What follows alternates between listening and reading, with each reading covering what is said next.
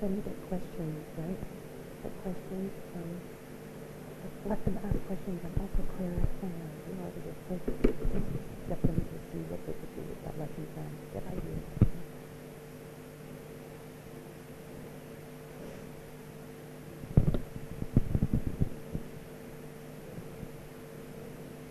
Thirty more seconds. So when you're finished, look up so that I can see that you're finished. Finished?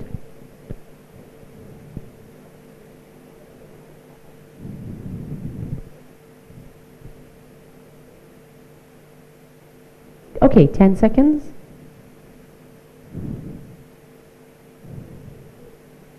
Shi, jiu, ba, qi, liu, wu, si,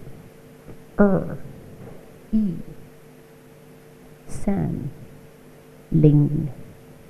Okay, everybody look up. Pencils down. Excellent. Okay, so what was the learning objective for that lesson? Long multiplication. So it was addition, subtraction, multiplication. It's on there. It's done, right? So basically, Collins and the clever people that make all these books have decided they're going to put the attainment targets for you. So that's done. You know where you should be going and heading, and they're reminding you of that. And then they're also giving you the lesson objective. Now, what's a very nice idea, and they do this in all schools in the UK, is they put the LO on the board. LO means learning objective, and then they actually take this, and prior to the lesson, they write it, so that the children can see what the lesson's objective is. Everybody needs to know where they're heading. You can't just get into a car and drive nowhere and not have a destination, and it's the same with this. And many schools like to have the children understand what their objectives are. So put that up. Now, the first thing they do is getting started. Now, what happens is, we talked about fun and engagement and how children should be interactive and putting it in the real world. So if I were delivering this lesson, whilst I'm putting my learning objective on the board, I would actually be getting the children to do a fun game. And it gives you some ideas here. It says, choose an activity from the number or multiplication activity book. So in the teacher guidebook, as well as having, do you want to hold that for me, Alia? As well as having every single lesson for the full year, no, open it, full year, at the front, they've got fun strategies that you can do.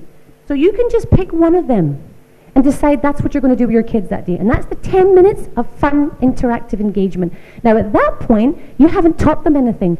They're working it out for themselves. And through that, as you get your back to them, you're putting a learning objective, you can walk around and see, oh, this group over here, no chance. I need to work with them. And oh, they're already working it out. They've got it. Because it's all manipulative based. So it'll be little fun cutouts, or it'll be little pieces of paper, or it'll be a bingo thing. So it's fun, fun, fun. And the kids are engaging. During that time, we let them speak in Arabic. Okay, that's the fun time, and that's the time that they're actually thinking about their learning when they're doing that. And then the next part, what happens next? The teaching and the activities. Yeah, the teaching happens, right? So that's the 30%.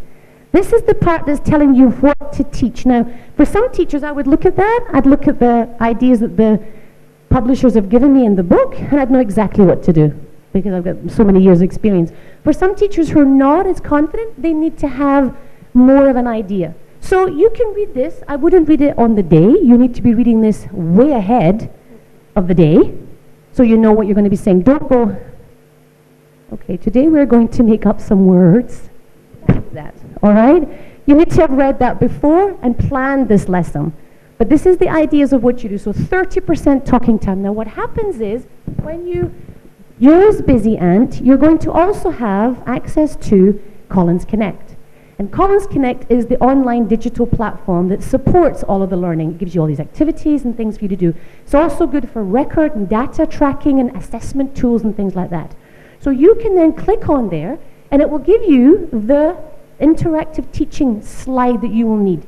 And it will probably have a couple of little things, and you could have, if you wished, you would have your children sitting with you, and you can have one child come up, touch the computer, and he's moving the thing and he's giving the answer, so that it's whole class teaching. You just do it for one child. They're the example. You don't have them all come up.